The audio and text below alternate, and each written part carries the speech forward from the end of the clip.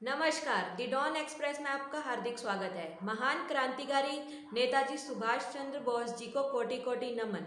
आज नेताजी सुभाष चंद्र बोस जी की जयंती है। आज हम उनके बारे में बात करेंगे। आज़ाद हिंद फौज बनाकर अंग्रेजों को कड़ी टक्कर देने वाले सुभाष चंद्र बोस का जन्म आज ही के दिन 23 जनवरी 1897 को ओडिशा के कटक में एक बंगाली परिवार में हुआ था। महात्मा गांधी और भगत सिंह के अलावा नेताजी सुभाष चंद्र बोस भी देश की आज़ादी के लिए आखिरी सांस तक लड़ते रहे।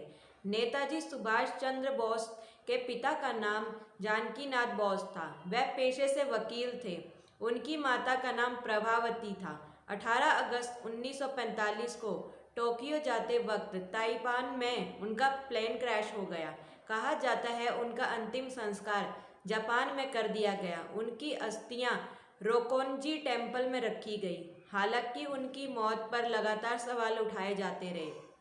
नेताजी ने आज़ाद हिंद फौज को मजबूती दी और भारतीय स्वतंत्रता संग्राम के लिए इस फौज की आखिरी अहमियत है। उनके संघर्षों और देश की सेवा के जज्बे को देखते हुए महात्मा गांधी ने उन्हें देशभक्तों का देशभक्त कहा था।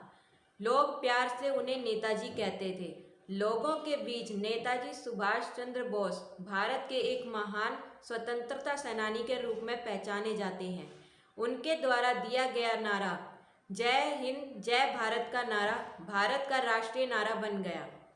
नेताजी सुभाष चंद्र बोस ने भारत को अंग्रेजों से स्वतंत्र कराने में महत्वपूर्ण भूमिका निभाई थी। आज नेताजी सुभाष चंद्र बोस की 124वीं जयंती मनाई जा रही है। नेताजी सुभाष चंद्र बोस ने कुछ नारों को भी प्रचलित किया था। उनके नारों में सर्वाधिक प्रचलित नारा है तुम मुझे खून दो मैं तुम्हें आज़ादी दूंगा।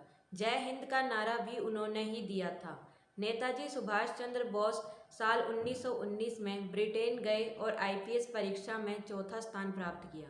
विदेशी सरकार के साथ काम नहीं करने की इच्छा के चलते उन्होंने साल 1921 में इस्तीफा देकर अपने देश लौट आए।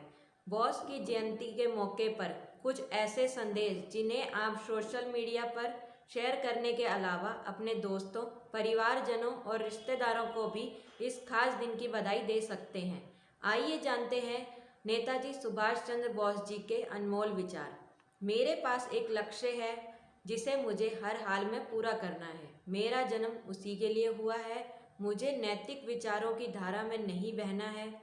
अपनी ताकत पर भरोसा करो। उधार की ताकत तुम्हारे लिए घातक है। याद रखिए सबसे बड़ा अपराध अन्याय सहना और गलत के साथ समझौता करना है। इतिहास के कभी भी विचार विमर्श से कोई वास्तविक परिवर्तन हासिल नहीं हुआ है। अगर संघर्ष न रहे, किसी भी भय का सामना न करना पड़े, तब जीवन का आधा स्वाद ही समाप्त हो जाता है। हमारा कार्य केवल कर्म करना है। कर्म ही हमारा कर्तव्य है। फल देने वाला स्वामी ऊपर वाला है। संघर्ष ने मुझे मनुष्य बनाया। मुझ में आत्मविश्वास उत्पन्न हुआ जो पहले मुझ में नहीं था। सभार अमरउजाला.com, livehinduस्तान.com, hindi.thequint.com। धन्यवाद। दी डॉन।